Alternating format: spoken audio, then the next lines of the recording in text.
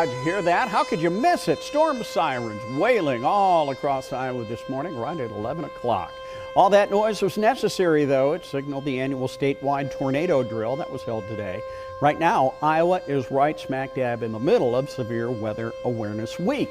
Now, those sirens, of course, give you advanced warning of approaching severe weather when you're outside. But the derecho that hit Iowa last August highlighted some of the limits of forecasting. New at 6, KCCI's Andrew Mullenbeck shows us efforts to improve forecasting technology.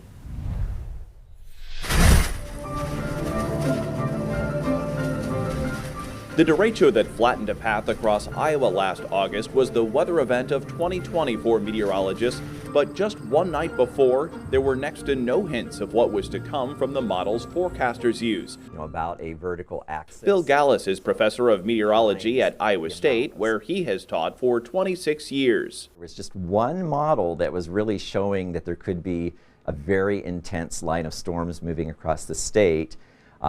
And that model actually, it was an experimental model that very soon will become the operational model running all the time for looking out one day.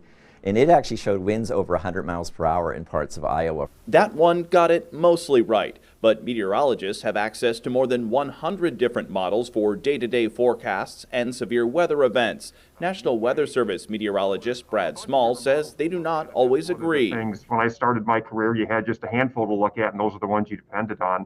And now you've got dozens to look at. And even within those sets of models, we run what's called an ensemble, which is the same model but with different initial conditions, and that produces dozens of output just from that same model core as well. But the precision is improving. Gallus says a 2-day forecast today is more accurate than a 1-day forecast 20 years ago. The problem is there is no one model that is always the best model, and so forecasters have to rely somewhat on their intuition, their memories of past events.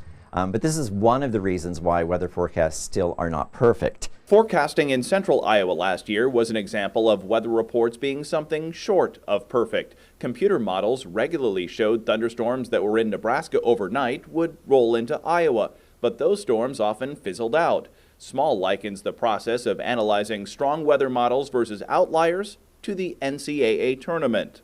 Do I go with the flow, and do I think most of the smart people predict Gonzaga, but Loyola Chicago might be good? And as a meteorologist, do I say, well, put my eggs in the Loyola Chicago basket because that one might occur, or do I go with more of the consensus? These days, meteorologists get a lot more information than temperature, wind, and humidity.